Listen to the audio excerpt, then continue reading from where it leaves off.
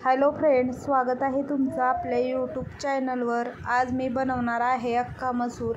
त्यासाठी बघा इथं अख्खा मसूर घेतलेला होता, स्वच्छ धुवून रातभर भिजत घातलेला होता। आता मस्त असा मसूर भिजलेला आहे।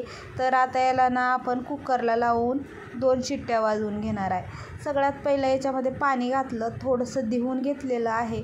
त्यानंतर मीठ टाकून घ्यायचं आहे या मसुरामध्ये आणि ना कुकरला लावून 2 शिट्ट्या वाजवून घ्यायच्या आहेत। 2 शिट्ट्यामध्ये छान असा मसूर शिजतो। आता मसूर शिजतोय तोपर्यंत इकडं बघा 1 टमाटर, 2 कांदे आणि 4-5 पाकळ्या लसूण भाजून घेतला आहे। आता ह्याला ना मिक्सरला बारीक करून घ्यायचं आहे। आता 2 शिट्ट्या वाजल्यानंतर मसूरी छान असा शिजलेला आहे।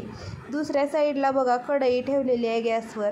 कढई चांगली गरम होऊ द्यायची। त्यानंतर याच्यामध्ये 2 चमचे तेल घालून घ्यायचं आहे।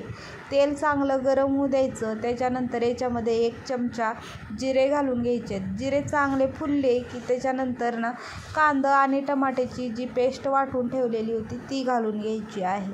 आता ही पेस्ट घालून झाल्यानंतर छान असं ना परतवून घ्यायचं आहे। ही पेस्ट शिजायला वेळ लागत नाही, कारण ना आपण कांदा, टमाटर, लसूण चांगलं भाजून घेतलेलं होतं, त्यामुळं ना वेळ लागत नाही। आता या मसाल्याला ना छान असं तेल सुटू द्यायचं आहे। तुम्ही याच्यामध्ये अद्रक हे घालू शकता, पण मी घातलेलं नाही आहे। तर आता इथं ना 1 चमचाभर हळद घालून घेतली आणि आता हळद घालून झाल्यानंतर चांगलं असं मिक्स करून घ्यायचं आहे।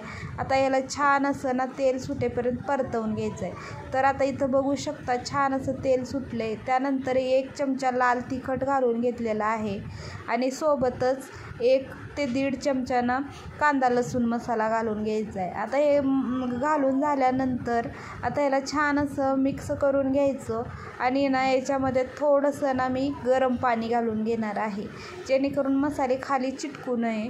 त्याच्यामुळं पाणी घालून घ्यायचं आणि चांगलं असं मिक्स करून घ्यायचं आणि ह्याला ना तेल सुटेपर्यंत चांगलं 1-2 मिनटं ना शिजवून घ्यायचं आहे। जेवढी आपली गिरवी चांगली शिजते ना तेवढं मसूरला ना छान अशी टेस्ट येते, त्यामुळं ना छान अशी शिजवून घ्यायची आहे। आता हे चांगलं तेल सुटलेलं आहे। तर आता याच्यामध्ये ना मसूर घालून घ्यायची आहे। तर बघू शकता आता इथं मी मसूर घालून घेतलेला आहे। आता हे घालून झाल्यानंतर चांगलं असं ना मिक्स करून घ्यायचं आहे। तर बघू शकता चांगलं मिक्स झालेलं आहे। तर आता याला ना मसाल्यामध्ये 1-2 मिनटं छान असं ना परतवून घ्यायचं आहे। तर बघू शकता आता हे परतवून झालेलं आहे। तर आता याच्यामध्ये ना मी 1 गिलासभर होईल इतकं ना गरम पाणी घालून घेणार आहे। या भाजीला ना पाणी गरमच वापरायचं आहे, जेणेकरून ना आपल्या भाजीची टेस्ट बदलू नये। त्याच्यामुळं ना गरम पाणी घालून घ्यायचं आहे। आता पाणी घालून झाल्यानंतर चांगलं असं ना मिक्स करून घ्यायचं आहे। आता ही मिक्स करून झाल्यानंतर याच्यामध्ये ना चवीनुसार मीठ घालून घ्यायचं आहे। मीठ बघूनच घालायचं आहे, कारण ना शिजतानाही मीठ घातलेलं होतं, त्याच्यामुळं बघूनच घालायचं आहे। आता मीठ घालून झाल्यानंतर चांगलं असं मिक्स करायचं आणि ताट झाकून 5 मिनटं चांगलं मसाल्यामध्ये ना मसूर चांगला शिजवून घ्यायचा आहे। आता बघू शकता छान असं मिक्स झालेलं आहे आणि छान असं ना तेल पण सुटलेलं आहे आणि कलर बघू शकता मसुराची किती मस्त आलेला आहे। वरून बारीक चिरलेली कोथिंबीर टाकून घ्यायची आहे। तर बघा कोथिंबीर मी थोडीच घातली, कारण ना वाटणामध्ये घातलेली होती कोथिंबीर, त्याच्यामुळं मी थोडीच घातलेली आहे। तर आता मस्त अशी मसूर तयार झालेली आहे।